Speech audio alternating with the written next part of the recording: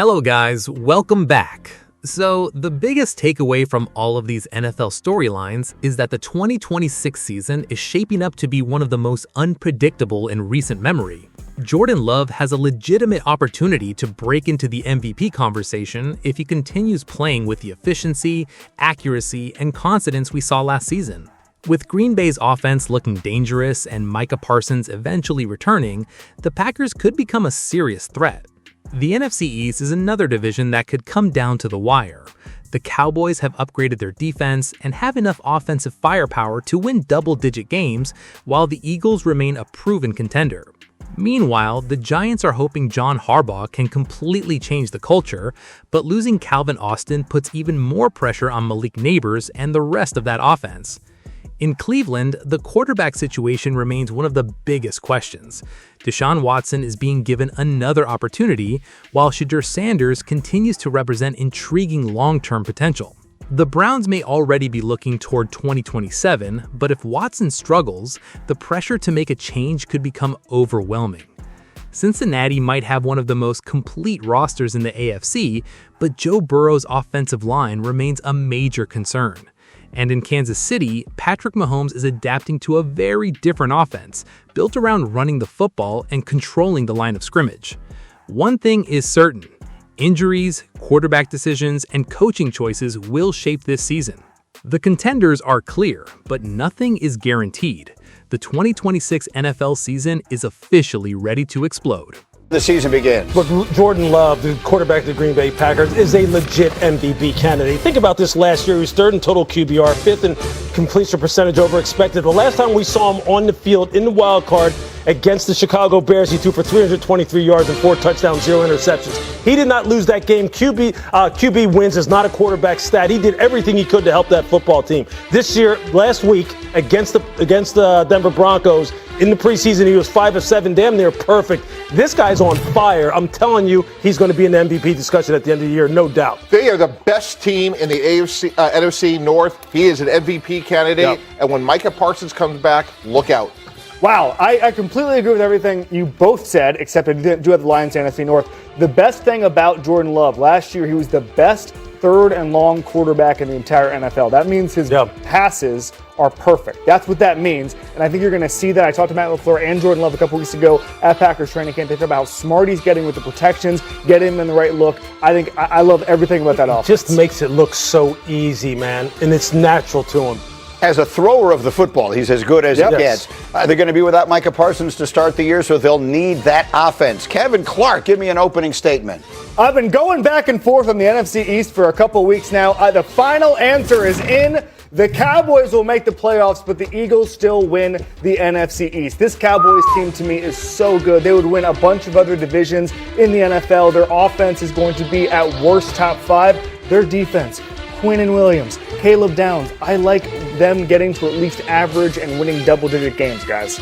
I have it flipped. I have the Cowboys winning the division. I actually think the Eagles have more questions right now than the Cowboys. Two excellent teams, but I think Dallas wins this division with a revamped defense. Hey, look, you know what? We've talked about Caleb Downs all the time when we're talking about who's going to be the focal point of this revamped defense. Remember the name. We'll talk about him later on. Deshaun Barham, their draft pick from Michigan. He, to me, outside of Caleb, maybe even more so than Caleb, I'm just going to say this, may be the most consequential draft pick that they've made this year. This guy could be the best linebacker they have had there since Sean Lee, back in the early 2000s. This guy is that good.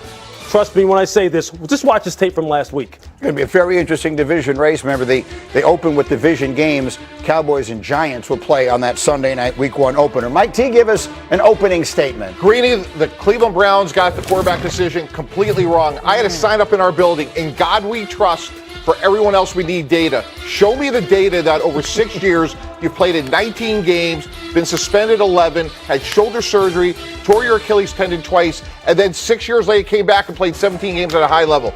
Shedeur Sanders, to me, has really compelling upside. I know it hasn't been perfect. Most young quarterbacks are a little bit bumpy, but he has real upside. Where are we going with free agent to be Deshaun Watson? What did you think of it? You know what? Honestly, at this point, I just don't even care. It doesn't matter anymore. It doesn't. And I'll tell you what, it doesn't matter anymore. And look, we know. Look, I am a believer in Shedeur Sanders. I'm a believer in the way he's been brought up in the game of football, and I believe, given a fair and equitable shot, I do believe that he is someone who has starting potential. The Browns don't believe that, though. They have already delivered that message. They don't believe it. And we know that Deshaun is not the long-term answer. So to me, it doesn't really matter. This is going to be nothing but apathy just flowing through the streets of Cleveland this year because they've already turned the page to 2027. That's just the fact and that sucks for them. It really does. I've heard people talk on the show about the fact that the Browns fans shouldn't go there. They should be ticked off. And you know what? As someone who played there for 3 years, when we had some pretty darn good football teams, but we didn't have a quarterback, I understand just how that frustration can roll. And they should be frustrated right now. I'm with you, Lewis. I mean, you go to training camp and the stands are packed every single year in Brea, Ohio. It is a special place. To say they shouldn't go to games is easier said than done. They love football there. They can't live without it. But I'm with you, Mike. They got this wrong. Shedeur Sanders is the future of this team for this year. Next year, maybe it's Arch Manning, C.J. Carr, Darren Mensah, whomever. But I just don't know what hope you're selling with Deshaun Watson right now. He's in the last year of an albatross contract. It's a disaster. Turn the page. I had it suggested here that because they open with 2 road games, maybe you're putting him out there to play those 2. If he surprises everyone and plays well, then you keep going. If he plays badly, maybe you make the change even that quickly. Possible. I don't love that argument. I understand it, and you're going out against 2 really good teams in the Jaguars and the Bucs who have pass rushers who can hit you pretty good. But Shedeur Sanders is not a rookie. He's played. So I don't have that fear. Greedy, there's another interesting dynamic. Todd Monken's waited his whole life to be an NFL head coach. He needs to be established. Yeah. I'm not saying he's one and done, but if I'm Todd Monken, I got to win games early and establish my program and my credibility. Look, he clearly, it's really this simple to me. He clearly just doesn't believe in Shedeur and his ability to go ahead and help him do just that. Yeah. And I've said this here on this show numerous different times. This should have been a true quarterback competition. Play the guy that gives you the best chance to win games. If Todd thought that Shedeur gave him the best chance to win games, he should be starting, but he doesn't believe that. And if he doesn't believe it at this point, especially considering what the draft capital they have in 2027, look, they've already turned the page on this. They just have, and I hate that for Shedeur. I hate it for Cleveland Brown fans. I don't feel bad for Deshaun Watson. I don't feel sorry for him. He's made his own situation what it is. This is already moving on to 2027, and that's just very unfortunate. It's depressing because that is a lifetime away in football terms. All right, yesterday, there was that moment. We had it on Sunday with Ashton Genty where everyone thought he was seriously hurt. And then yesterday, this moment here with Jamar Chase. How bad did this look? Knee injury. You're going to see him. He's going to limp off and kind of go to the ground. Star receiver says he's fine. It's unclear how much work he's going to do the rest of the preseason, but it does sort of offer a reminder, Lewis. Does it feel like it is now or never for Burrow's Bengals? Absolutely it does. I think we know, based upon what Joe has said himself in terms of taking the initiative to instill a sense of urgency, within his teammates and within the organization at large, I think that right there is proof positive that he understands that this is his best shot and that time is running out. And for Zach Taylor, time is running out. If they do not look, the playoffs, the inclusion in the playoffs is the floor for them. That's the absolute floor to me.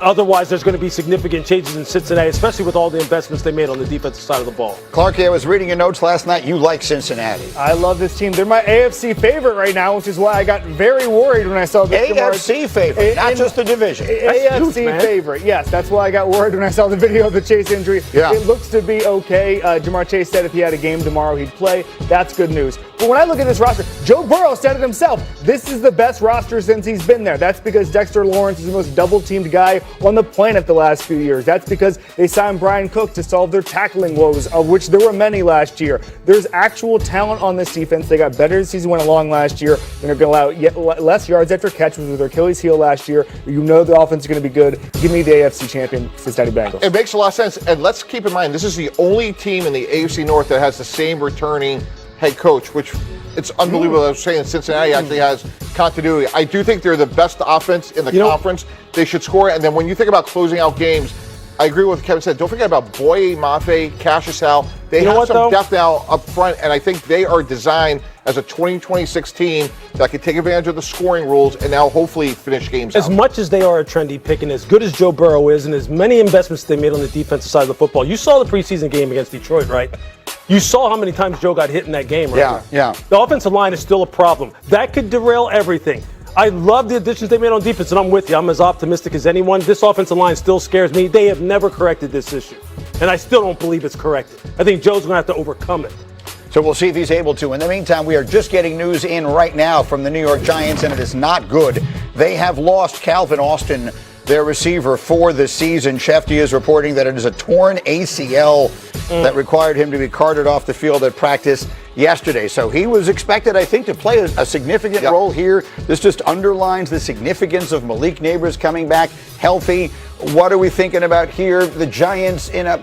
I've got such mixed thoughts. I got some people telling me the Giants are going to be a rocket ship to the moon, and other people saying, slow down, hold your horses. You look like you're on the horses' side. Yeah, hold those horses. It's not going to be 30 years like your anniversary take, and they'll be a lot better. But again, context is everything. John Harbaugh is taking over a team that's won 7 games in 2 years.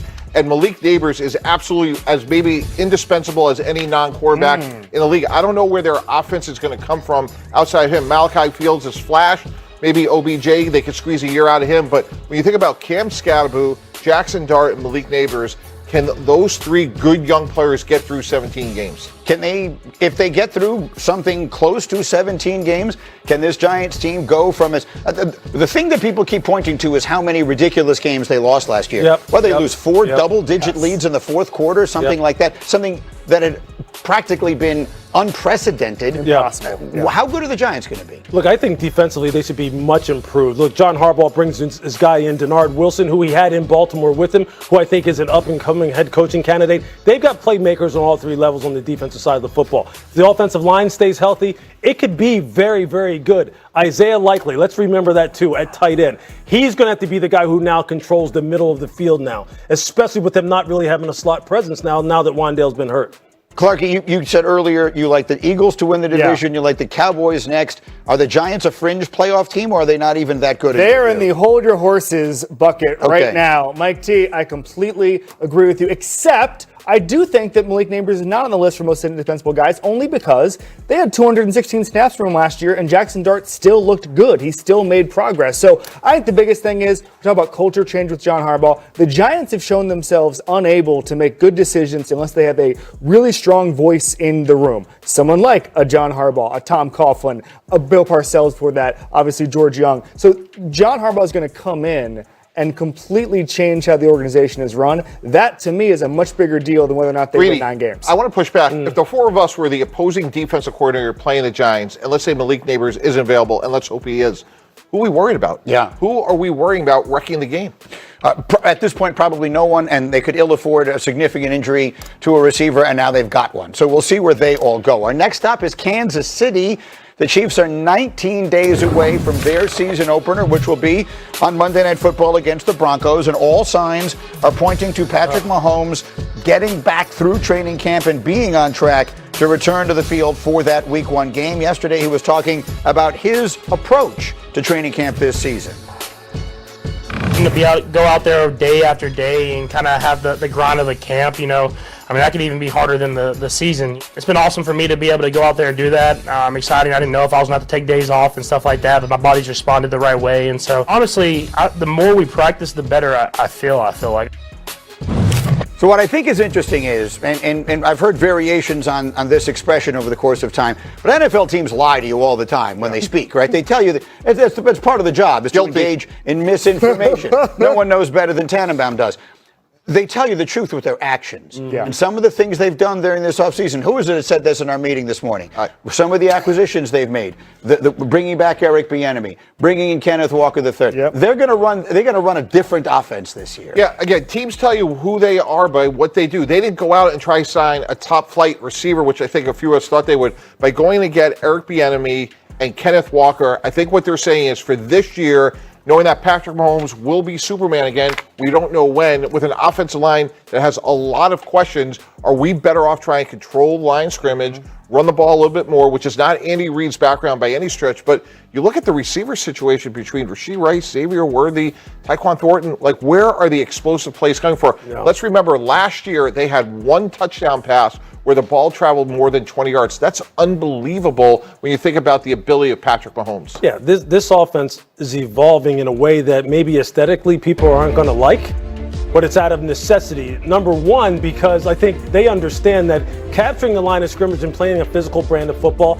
at the end of the day, when you're talking about December and January football, that's how you need to win. Eric Bieniemy is the perfect guy to instill that. I think it's going to help this offensive line, which is obviously working at a deficit when it comes to pass protection on the perimeter. And look, Patrick's game is going to evolve. He's going to have to win with his mind and his mastery of this offense more so than with his improvisational skills. Look, it's just a fact. And you're right. They saw it coming.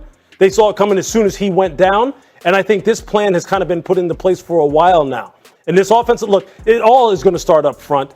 We know that the tackle position is one where, look, it's tenuous right now. It's a little bit scary about what's going on the perimeter. You throw on the tape of that Tampa Bay game in the preseason, and you're sitting there going, holy heck. This could get ugly on the perimeter if they have to drop back and throw the football 30, 40 times a game, which they just can't do. They can't do it with the way they're presently constructed. Hembo hit me with the number that stopped me in my tracks this morning.